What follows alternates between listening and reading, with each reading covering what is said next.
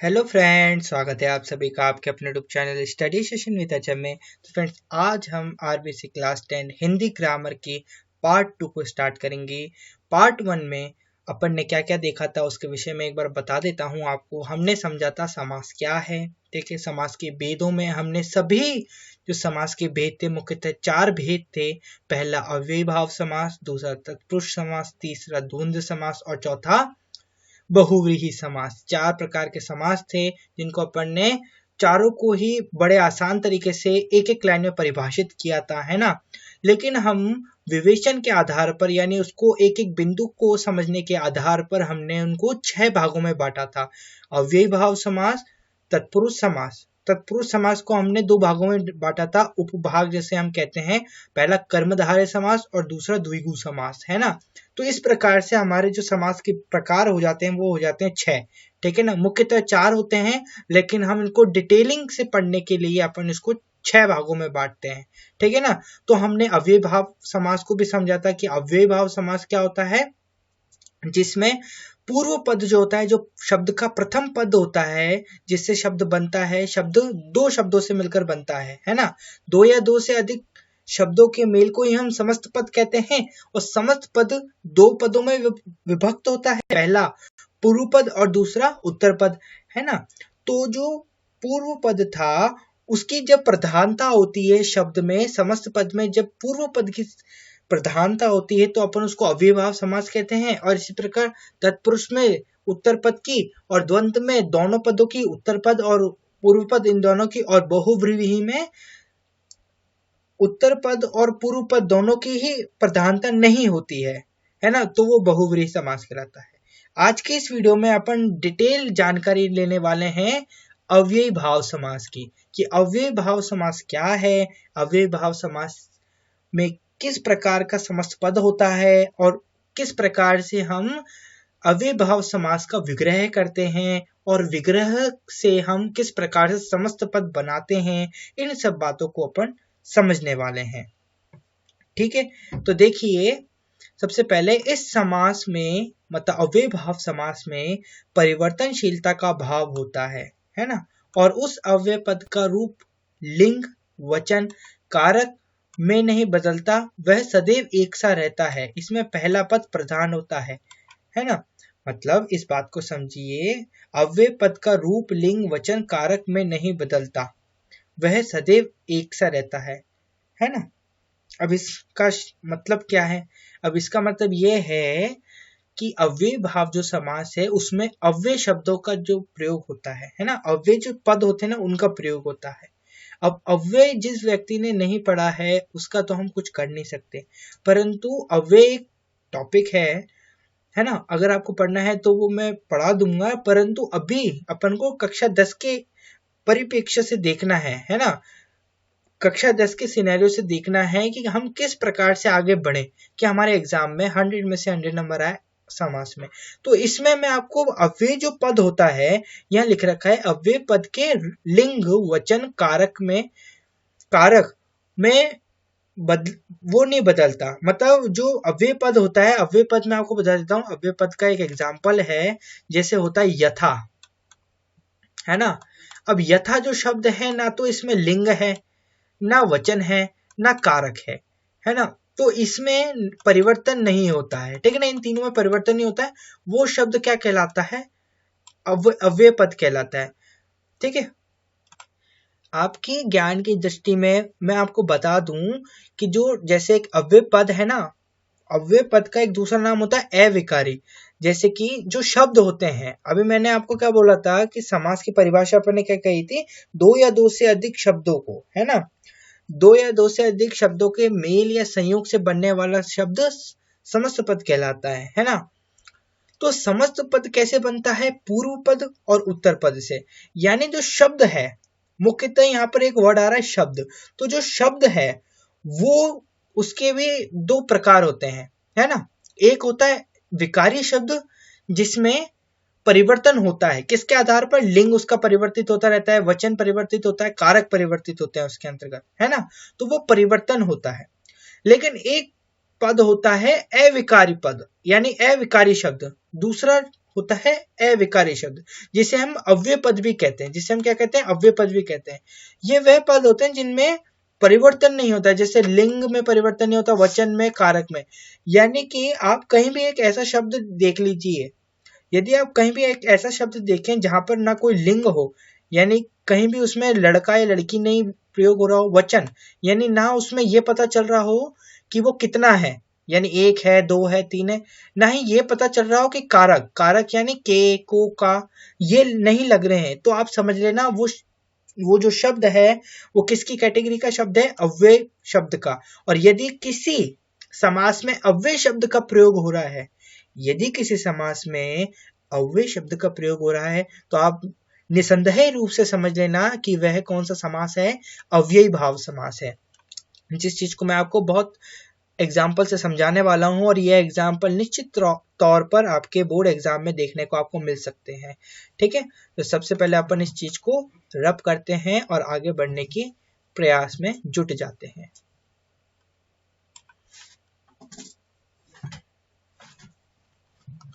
अब यहाँ पर समस्त पद है हमारे पास, है ना। अब अपन समस्त पद से विग्रह देखेंगे। पहला है यथाशक्ति। पहला क्या है, यथाशक्ति। अब इसमें पूर्व पद हमने देखा, अव्यय भाव समास में हमने स्टार्टिंग में देखा था कि अव्यय भाव समास में जो पहला पद होता है वह प्रधान होता है, यानी अव्यय पद जो है, और पहला जो पद है वो कौन सा पद कहलाता है, अव्यय। ध्यान दीजिए यहाँ पर, अव्यय पहला जो पद होगा ना वो अव्यय होगा हमेशा, यहां ध्यान रखना। और अव्यय हमेशा क्या होता है, अपरिवर्तनशील होता है, यानी अव्यय पद कभी भी लिंग, वचन और कारक इनके आधार पर नहीं बदलता। ठीक है ना। अभी जैसे यथा मैंने आपको बताया था, यथा शक्ति। अब इसमें पूर्व पद क्या है, यथा है ना। पूर्व पद, पहला पद तो क्या है, यथा, और दूसरा पद क्या है, यानी उत्तर पद क्या है, शक्ति।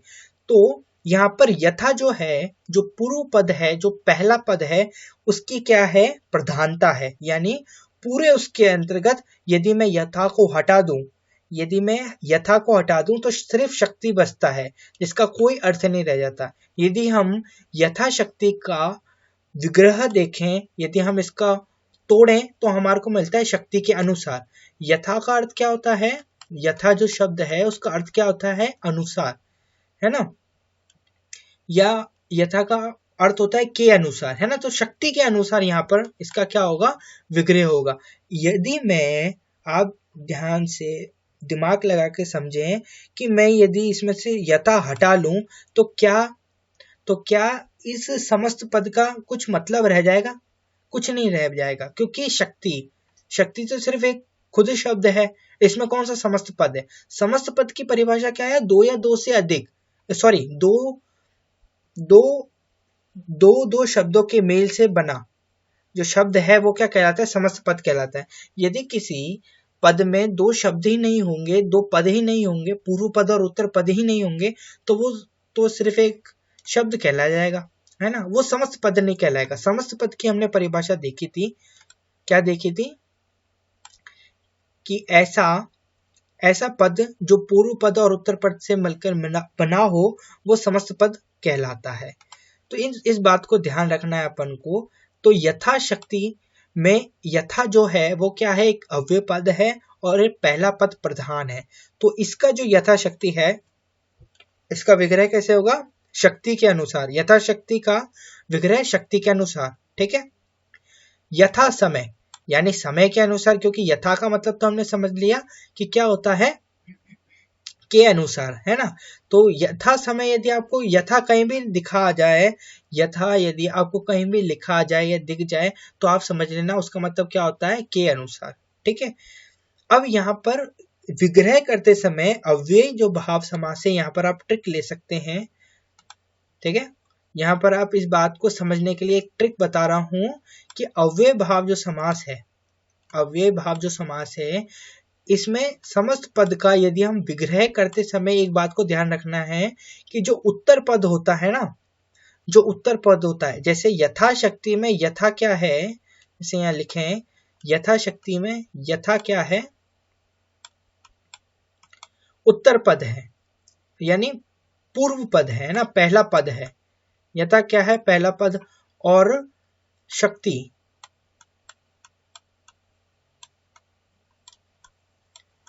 शक्ति क्या है? द्वितीय पद है, यानी दूसरा पद है।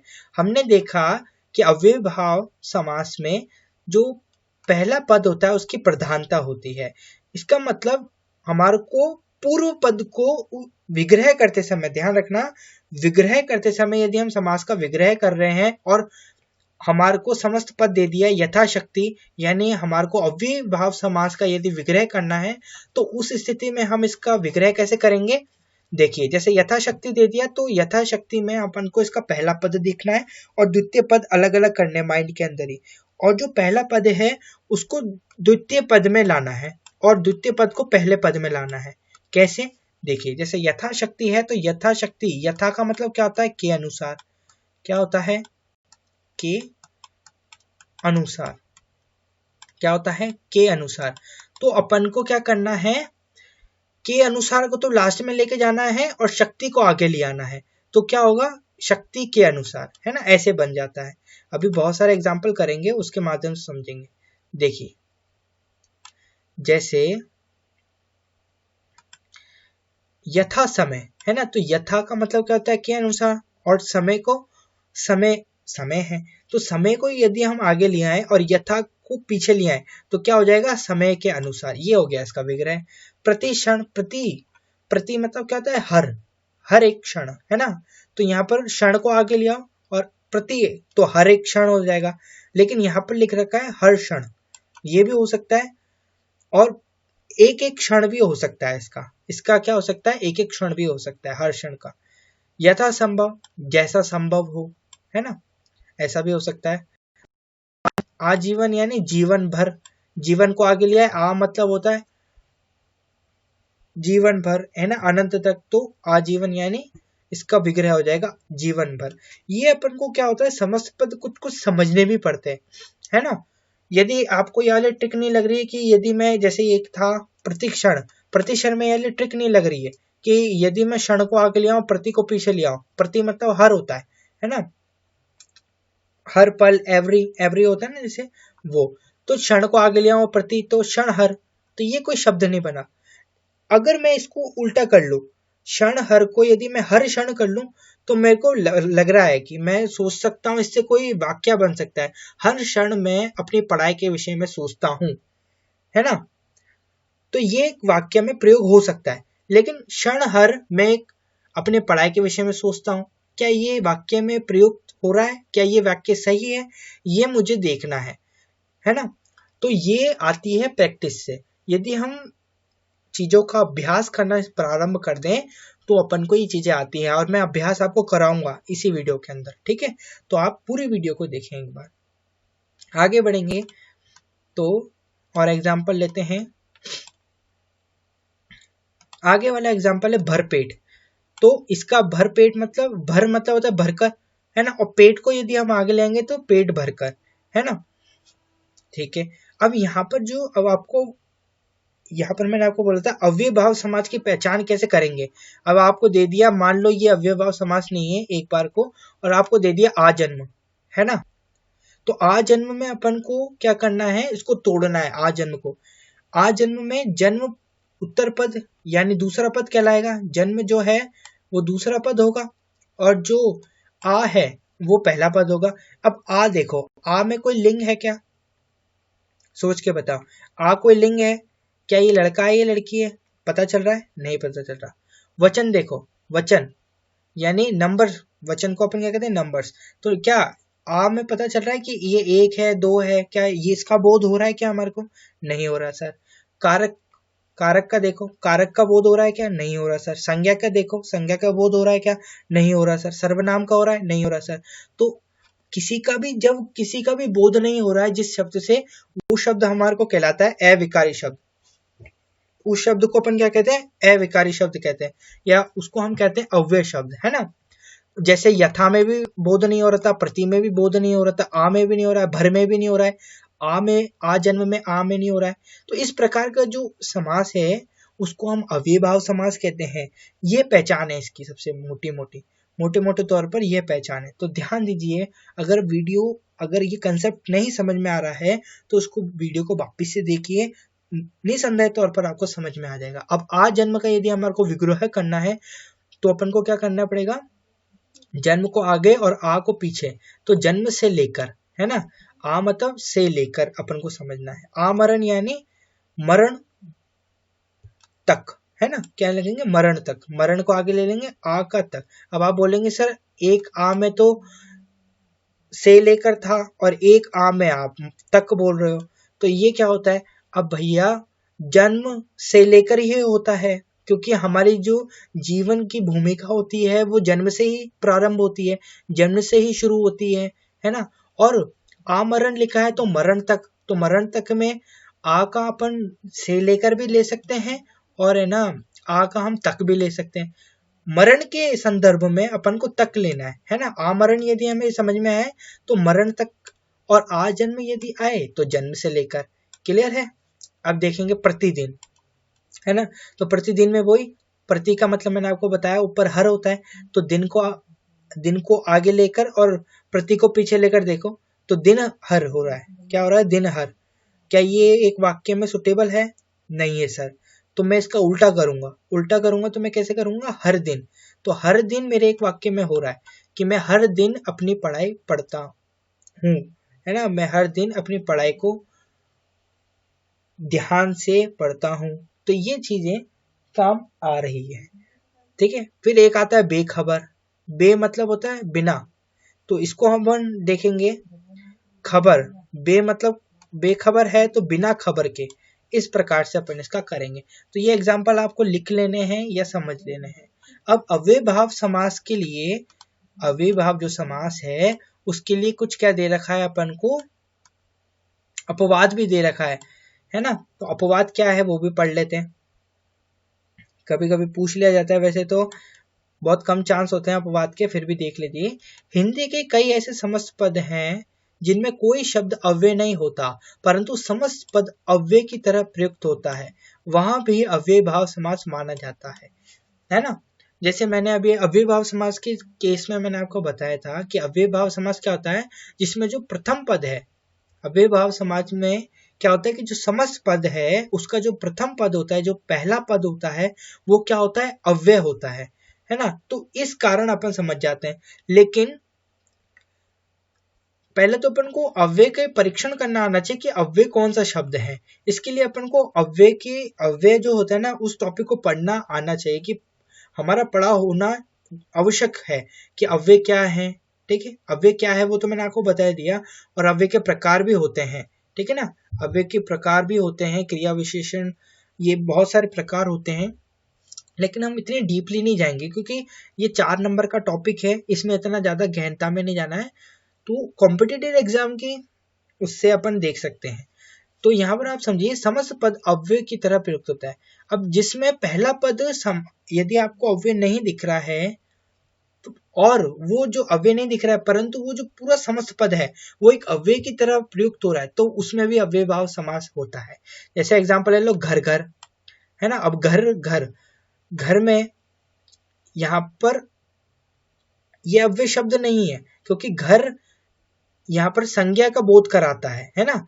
घर एक संज्ञा का बोध है, ये अव्यय पद नहीं है, फिर भी ये एक घर घर, इसका कोई मतलब नहीं है, फिर भी ये एक अव्ययभाव समास है। किस प्रकार से, घर के बाद घर, है ना। अब यहाँ पर बहुत से बच्चों को ये जो माइनस का चिन्ह है ये द्वंद्व समास में आता है ना। ज्यादा से ज्यादा प्रयुक्त क्या होता है, द्वंद्व समास में। तो यहाँ पर एग्जामिनर चांसित है कि घर घर देखकर आपको बोल दिया जाए कि ये जो घर घर समस्त पद है कि किस समास के प्रकार का उदाहरण है, उस समास के प्रकार का आप परिभाषा लिखो। तो इस प्रकार से आप क्या लिख के आ जाओगे, ये द्वंद्व समास है और द्वंद्व समास की ये परिभाषा लिख दोगे और वहां आपको 0 अंडा मिल जाएगा। लेकिन अपन को 0 अंडा नहीं लाना है, क्योंकि हमने समझ रखा है इसका अपवाद, अव्ययभाव समास का अपवाद समझ रखा है, ठीक है। फिर रातों रात, ये भी समझ लो, रातों रात में रात ही रात में ऐसा होता है, ठीक है। ये तो हुआ अव्यय भाव समास अपना, है ना। आज की वीडियो में अपन ने क्या समझा, अब अव्यय भाव समास को समझा कि अव्यय भाव समास किसे कहते हैं, ठीक है। और अव्यय भाव समास को अच्छे तरीके से समझ लिया। अगले वाली वीडियो में अगले वाला जो अपना वीडियो है उसमें अपन समझेंगे तत्पुरुष समास को। किसको समझेंगे? तत्पुरुष समास को। तो यदि आपको तत्पुरुष समास से रिलेटेड यदि कुछ भी वीडियो चाहिए है, अगले वाले पार्ट यदि देखना है तो सब्सक्राइब करके रखना, बेल आइकन को ऑन करके रखना और वीडियो को जरूर लाइक कर दें, ठीक है, और चैनल को सब्सक्राइब करें। धन्यवाद एंड गॉड ब्लेस यू।